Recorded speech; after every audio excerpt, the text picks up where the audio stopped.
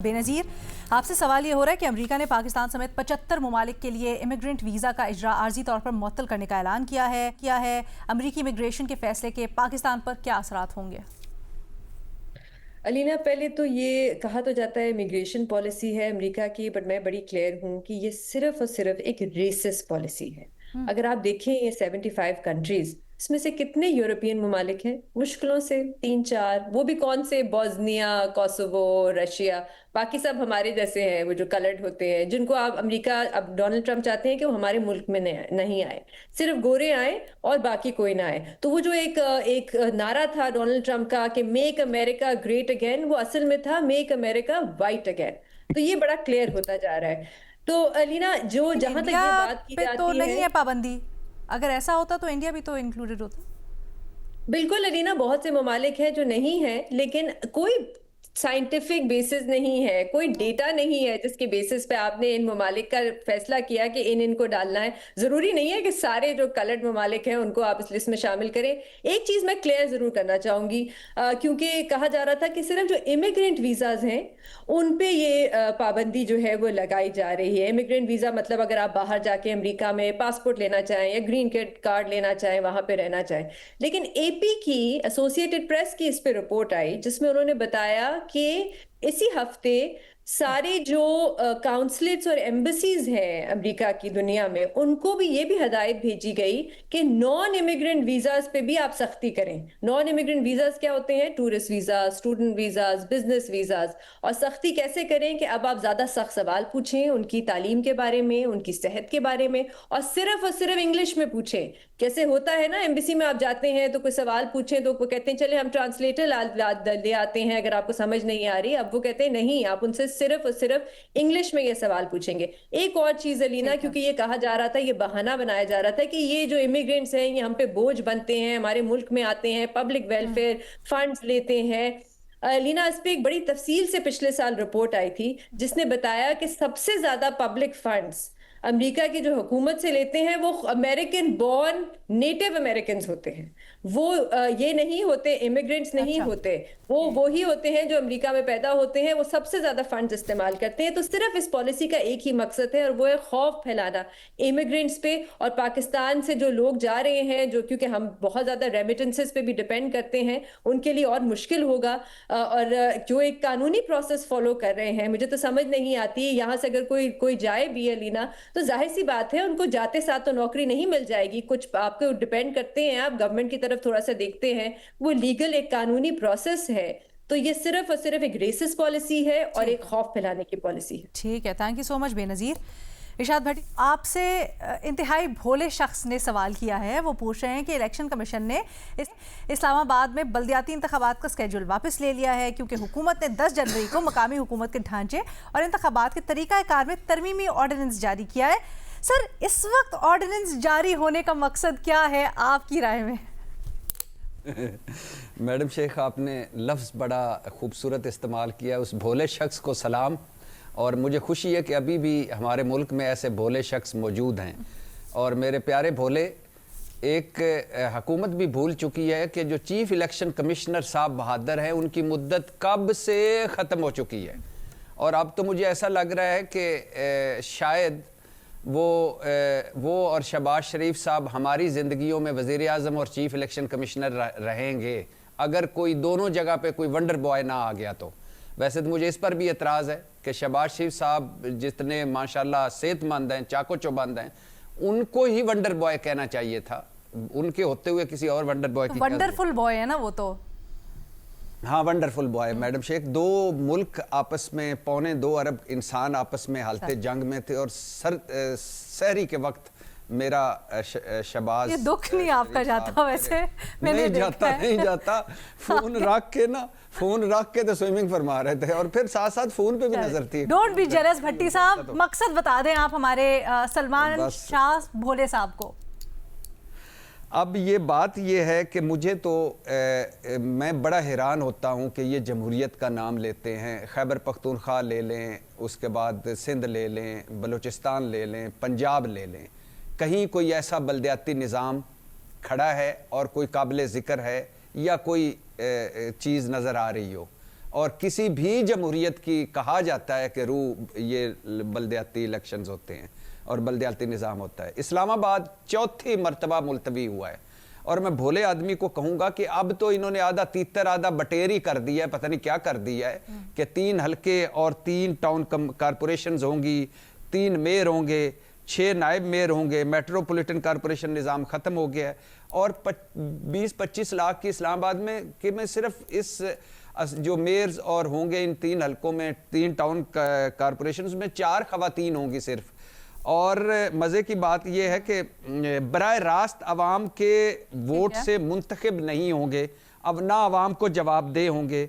और जारी वजारत दाखिला की सिफारिश पर हुकूमत किसी भी टाउन कॉरपोरेशन के अंदर यूनियन काउंसिल की तादाद में इजाफा या कमी कर सकती है। तो मुझे एक बात की समझ नहीं आती कि ये करना क्या चाहते हैं, इनको खौफ किस बात का है और ये क्यों करना चाहते हैं इतना खर्चा, अगर इसको जो असल रूह है वो ख़त्म करनी है। और ये इस इलेक्शन कमीशन के होते हुए और इस हुकूमत के होते हुए यूनियन कौंसिल से लेकर ऊपर सेनेट तक और एमएनए और एमपीए कोई फेयर शफाफ चीज नहीं होगी और कोई ना हो सकता। सर अगर इजाजत दें तो इस कानून के ऊपर फिर आपसे तफसीलन आने वाले दिनों में पूछ लेते हैं, जरा ज्यादा बेहतर रहेगा क्योंकि मैं तैयारी करके आऊंगा, मुझे पूरा यकीन है आप वैसे you always come very well prepared and well. Thank you so much Bhatti साहब। मजहर अब्बास साहब, सर कौमी असम्बली में पीटीआई के नामजद करदा महमूद खान अचकज़ई को अपोजिशन लीडर आज मुकर्रर कर दिया गया है। क्या ये तकर्री मुज़ाकरात में मौजूद जो बदइतबाती थी इसको ख़त्म कर पाएगी? होना तो चाहिए, ऐसा ही होना चाहिए। मेरा ख्याल है बहुत ताख़ीर की गई, बहुत पहले ये तकर्रुर हो जाना चाहिए था। और ज़ाहिर है एक पॉलिटिकल टेम्परेचर नीचे आता है, एक चीज़ जो अपोजिशन बहुत ज़्यादा स्ट्रेस कर रही थी ख़ास तौर पे तहरीक इंसाफ, वो मुतालबा उनका पूरा हो गया। और आज जो बॉडी लैंग्वेज थी वो बड़ी बेहतर थी तहरीक इंसाफ के लोगों की जिस वक्त ये हुआ। और उसके बाद अचकज़ई साहब से मौलाना फजल रहमान ने, चौधरी इत्तेदाद हसन ने, बहुत से लोगों ने रब्ता किया। और मेरा ख्याल है अब अचकज़ई साहब ये अभी जो पिछली वो बात कर रहे थे, तो ये जो चीफ इलेक्शन कमिश्नर का इशू है ये भी अब रिजॉल्व होने की तरफ जा सकता है, क्योंकि अब लीडर ऑफ द अपोजिशन का तकर्रुर हो गया है। तो प्राइम मिनिस्टर और लीडर ऑफ द अपोजिशन में नए चीफ इलेक्शन कमिश्नर, और ज़ाहिर अपोजिशन भी इस पर स्ट्रेस करेगी कि उनके नामों पर अब तबादला ख्याल शुरू हो सकता है, क्योंकि बहरहाल उस वक्त तक के लिए तकर्रुर है उनका जब तक नए इलेक्शन कमिश्नर नहीं आए। और अब चूँकि लीडर ऑफ द अपोजिशन आ गए हैं, तो मेरा ख्याल है अचकज़ई साहब एक बहुत सीजन पॉलिटिशियन है। ख़ुद मुस्लिम लीग नून के जो सरबराह हैं नवाज़ शरीफ, उनसे भी उनके ताल्लुकात बहुत बेहतर हैं। तो मेरा ख्याल है अचकज़ई साहब अब क्या रोल प्ले करते हैं, लेकिन डेफिनेटली इस तकर्रुरी से और आगे अगर बातचीत चलती है तो इससे पॉलिटिकल टेम्परेचर नीचे आने में और किसी न किसी तरीके से किसी न किसी लेवल पे मुज़ाकरात की इब्तिदा हो सकती है। बहुत शुक्रिया मज़हर अब्बास साहब। आगे बढ़ते हैं। जैद साहब, आपसे पूछा जा रहा है, गैलप पाकिस्तान की नई रिपोर्ट आई है जिसके मुताबिक पाकिस्तान में तालीम का दारोमदार बड़ी हद तक घरेलू आमदन पे है। गरीब घरानों खासतौर पर देही इलाकों की ख़वातीन को तालीम में सबसे ज़्यादा नुकसान उठाना पड़ा है। आमदन बढ़ने से शराय ख़ानदगी बेहतर हो सकती है। सवाल ये हो रहा है क्या पाकिस्तान में तालीम अमीरों तक महदूद हो गई है? अलीना बहुत बहुत शुक्रिया। अलीना, सबसे पहले तो गैलप ने बड़े ही अहम मौजू के ऊपर ये सर्वे किया है और गैलप को मुबारकबाद दी जानी चाहिए कि इस मौजू को उन्होंने चुना। मामला ये है कि पाकिस्तान में 3 तरह की तालीम ब्रॉडली दी जाती है। एक मदरसा की तालीम दी जाती है जो आम तौर पे ज़्यादातर गरीब लोग उसमें जाते हैं, मदरसे में अपने बच्चों को छोड़ देते हैं। और चूँकि वहाँ पर बोर्डिंग लॉजिंग का कोई सिस्टम मौजूद नहीं है, पैसे नहीं देने पड़ते, तो डिपेंड जो सबसे गरीब तबका है वो जो तालीम बच्चों को दिलवाना चाहता है वो कहता है मैं मदरसे की तालीम दिलवाऊँ। दूसरी जो तालीम जो उससे बेहतर तस्वर की जाती है वो सरकारी इदारों में तालीम दी जाती है कि सरकारी स्कूलों और कॉलेजेस में चूँकि फ़ीसें बड़ी कम होती हैं, उनको मद्देनज़र रखकर, अपनी जेब को मद्देनज़र रखकर लोग उधर का रुख करते हैं। लेकिन हमने देखा कि ओवर द ईयर्स पाकिस्तान जो अपना सरकारी निज़ाम तालीम है उसको बेहतर नहीं कर सका, रिफॉर्म नहीं कर सका, जो जदीद मार्केट के तकाजे हैं उनके ऊपर नहीं ला सका, सरकारी जो तालीमी इदारे हैं नए बन नहीं सके, वहाँ पर जो टीचर्स हैं वो जदीद तालीम से आरास्ता नहीं हैं और टीचर्स की कमी भी है। कई जगहों पर बाज़ सूबों में घोस्ट स्कूल्स और घोस्ट टीचर्स की बातें भी आप और मैं सुनते हैं। तो वहाँ पर फीस तो कम होती है लेकिन मेयार तालीम इतना अच्छा नहीं हुआ। जी सर। तीसरा जो तालीमी निज़ाम है वो पाकिस्तान में निजी तालीमी निज़ाम है, प्राइवेट इदारे खुले हुए हैं, जो जितने पैसे अफोर्ड कर सकता है उस तरह के स्कूल में, कॉलेज में, यूनिवर्सिटी में अपने बच्चे को भेजता है और जितने, जिसे कहते हैं ना, जितना गुड़ डालें उतना ही मीठा, जितने पैसे आपके पास हैं उतने ही ज़्यादा अच्छे स्कूल में अपने बच्चे को दाखिल कराते हैं और जदीद तकाज़ों से हम आहंग तालीम दिलवाते हैं। तो नतीजा क्या निकलता है कि मार्केट में 3 तरह के बच्चे आते हैं। एक वो जो हाईली क्वालिफाइड हैं, प्राइवेट आला तरीन प्राइवेट इदारों से आए हैं, दूसरे वो जो सरकारी इदारों से हैं और तीसरे वो जो मदरसा तालीम लेकर आए हैं। तो ये 3 तरह के जो बच्चे हैं हम उनको दे रहे हैं और अनफॉर्चुनेटली जो पाकिस्तान में लोगों की मईशत, आपको पता है कि मईशत की हाल बहुत बुरे हैं, इकॉनमी के हाल बहुत बुरा है, मईशत लोगों की रोज़ बरोज़ नीचे जा रही है।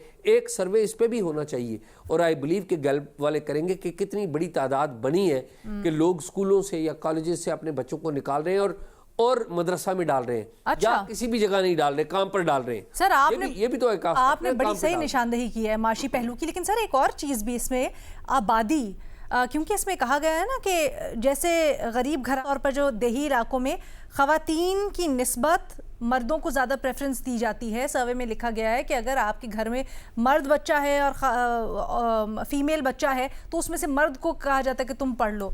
तो एक तो अगर आबादी ज़्यादा होगी, जाहिर बात है फाइनेंशियल प्रेशर ज़्यादा पड़ेगा, फिर जितने ज़्यादा बच्चे होंगे उनको किस तरह पढ़ाने, उसमें से फिर पिक एंड चूज़ होता है। तो माशरती पहलू भी इसका और आबादी का पहलू भी है।